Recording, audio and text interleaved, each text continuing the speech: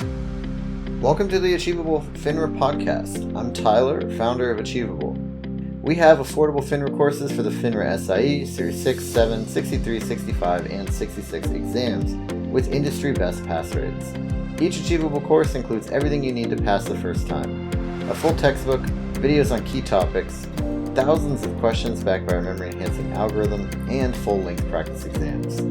You can try it out for free at achievable.me, and if you like it, the code podcast gets you 10% off at checkout. And if you have a question or topic you'd like us to discuss in a future episode, please contact me at tyler@achievable.me with the subject line podcast topic. Now let's get started. So on this episode today, we have Brandon Rith, who is Achievable's FINRA author, and he is going to walk you through a broker-dealer exclusions. This is the source of a lot of annoying questions on the Series 63, 65, and 66 exams. There are a lot of exclusions and sort of like one-off different things related to broker-dealers, and so he has a whole episode here covering it. He's also going to go over an Achievable problem on the topic. You will not need an Achievable account to access this problem. I'm just going to put a link in the description of this episode to it, and you'll be able to open it and follow along as he talks. Now, take it away, Brandon. You've already learned about what a broker-dealer is, the registration requirements of a broker-dealer, all the forms and documents that must be filed for it to legally operate in the industry. You should feel comfortable with most of those things already through this part in the Achievable material. Now, the exam will focus on those concepts, but they will also focus on when we have a firm that is not legally considered a broker-dealer or excluded from the definition of a broker-dealer. Terms like excluded can certainly feel complicated, but let's just break it down. If a firm is excluded from registration as a broker-dealer, that means they are not meeting the definition of a broker-dealer and therefore are not required to register as a broker-dealer. As you've already learned, registration sucks. It's just not a fun process. It requires forms to be filed, filing fees have to be paid, you got to hire lawyers and accountants to fill out this paperwork for you.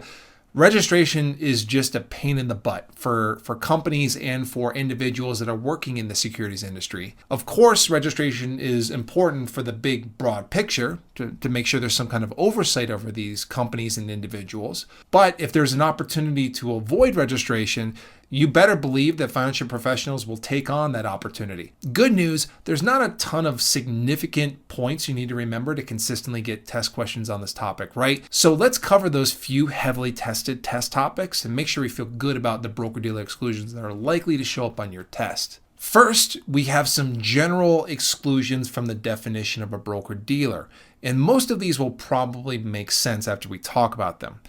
Agents, issuers, and banks are generally speaking excluded from the definition of a broker-dealer.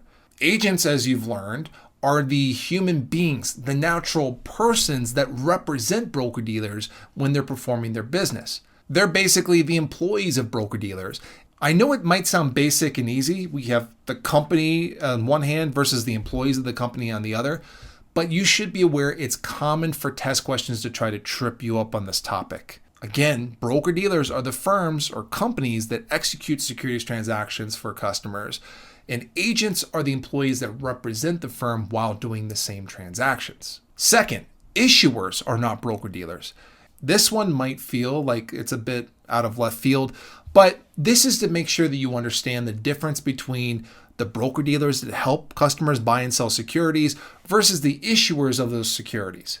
So for example, let's say Fidelity helps you buy stock in Coca-Cola. Does that mean that Fidelity is the issuer of Coca-Cola stock? No.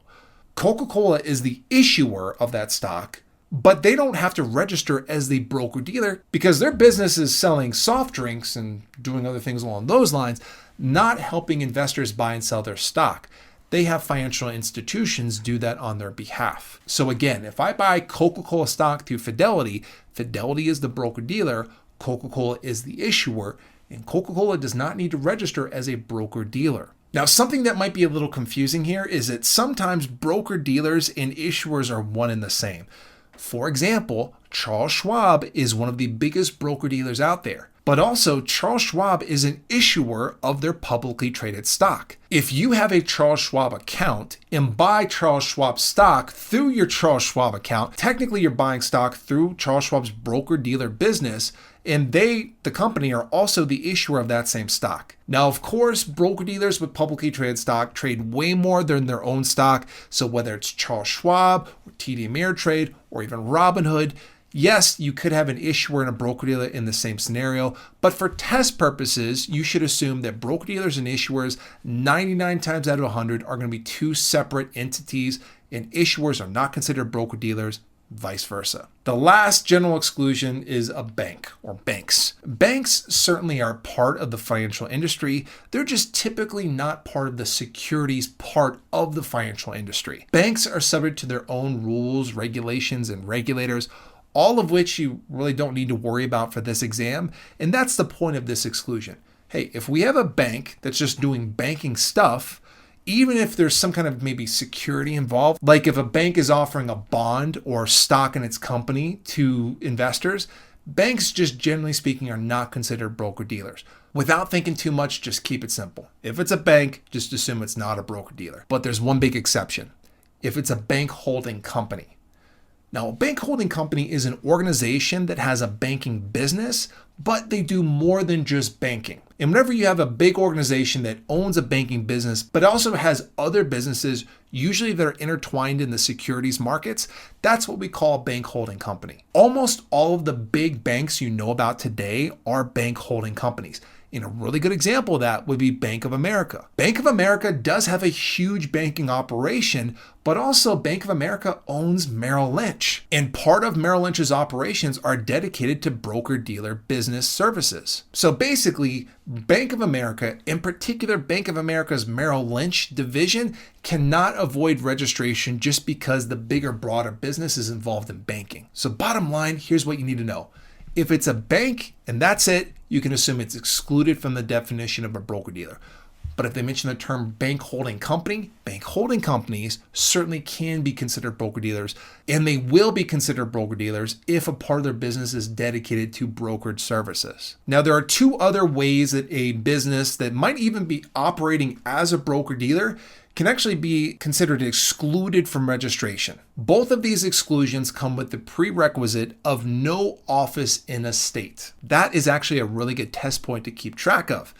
If a broker-dealer has an office in a state, which just means they have a physical location that their customers can go to, if that exists in a state, you better believe they're going to be subject to registration in that state. If they don't, they very well could avoid registration. So for example, let's say we have a broker-dealer that has their principal place of business in California. Maybe they have a couple of offices on the West Coast in Oregon and Washington, but that broker-dealer gets on the phone and also performs some internet-related activity with customers on the East Coast, let's say in New York, but they have no office. There's no office in New York. Is it possible they can avoid registration in the state of New York? It depends on what they're doing and who they're doing business with. Now, the first thing to be aware of is what we call the institution rule. If a broker-dealer has no place of business in a state and is only doing business with institutions in that state, they can claim that exclusion, which means they don't have to register in that state. As you've learned earlier in the Achievable materials, institutional investors are professional investors that typically are investing their own clients' assets. So a mutual fund, for example, would be an institutional investor, or a hedge fund, or even an investment advisor that's investing their clients' assets. That would also be included in the definition of an institutional investor. So back to our original example, we have a broker-dealer with offices on the West Coast. They execute transactions for mutual funds based in New York City and New York, but actually don't have an office in New York, and they do not deal at all with retail clients in New York. By the way, a retail client is just an individual client like you or me and not like an organization.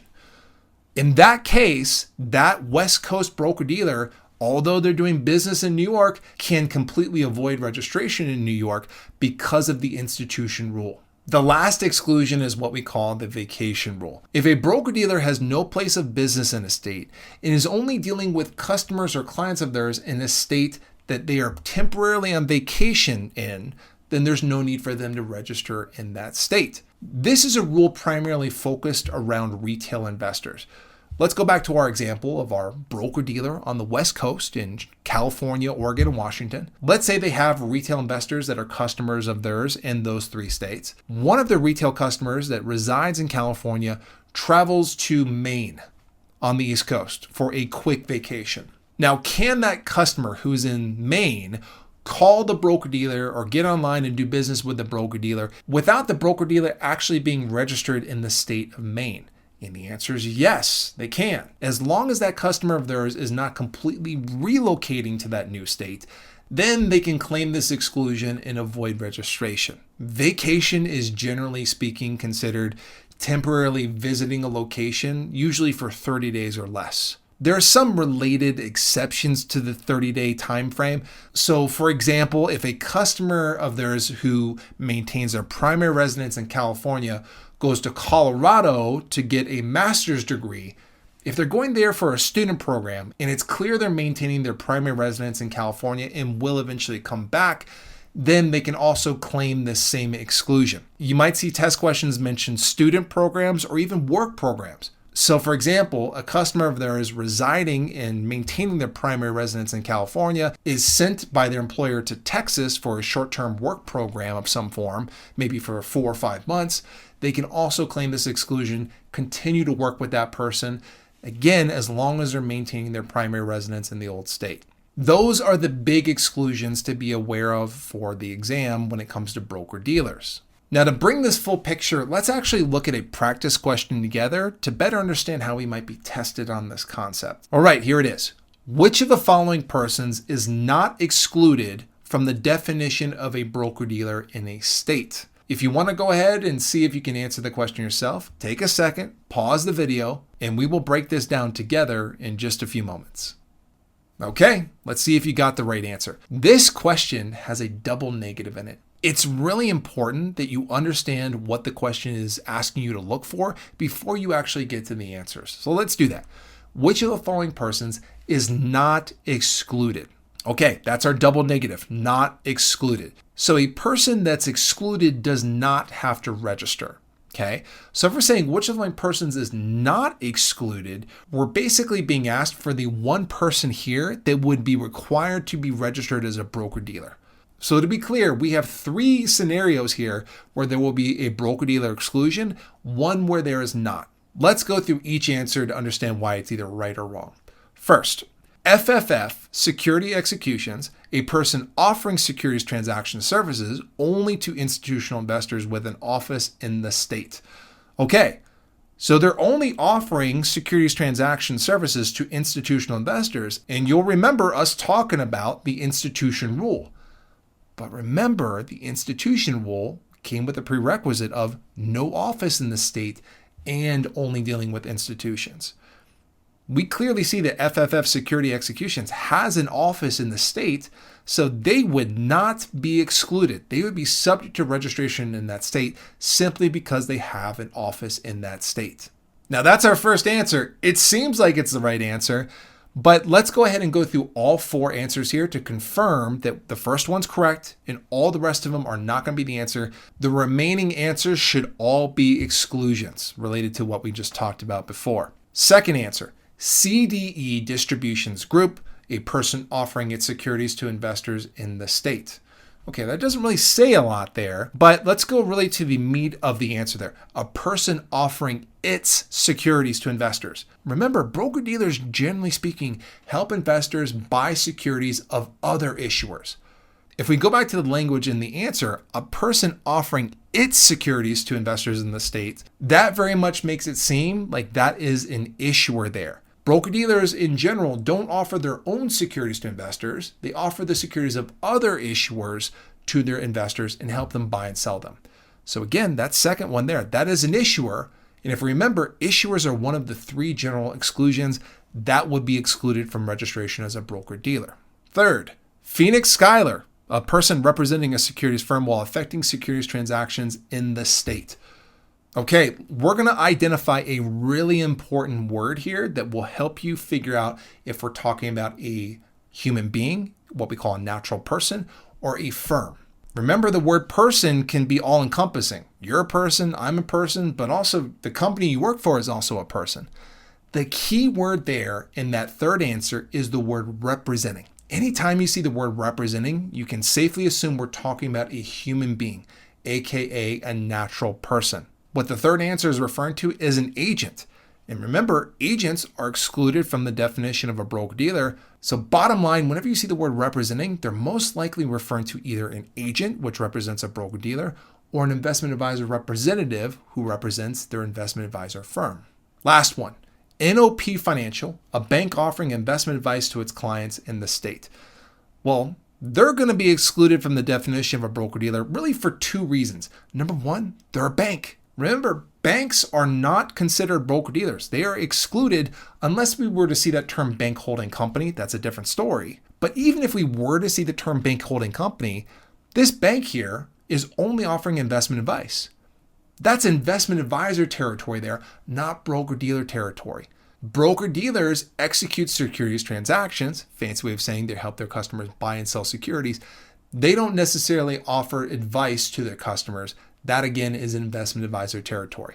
So that last answer is a double whammy, excluded from the definition of a broker-dealer because they're number one, a bank, and number two, they're giving investment advice, not doing securities transactions. Thank you, Brandon. This has been Achievable's FINRA podcast, hosted by Tyler from Achievable. Achievable has courses for the FINRA SIE, Series 6, 7, 63, 65, and 66 exams.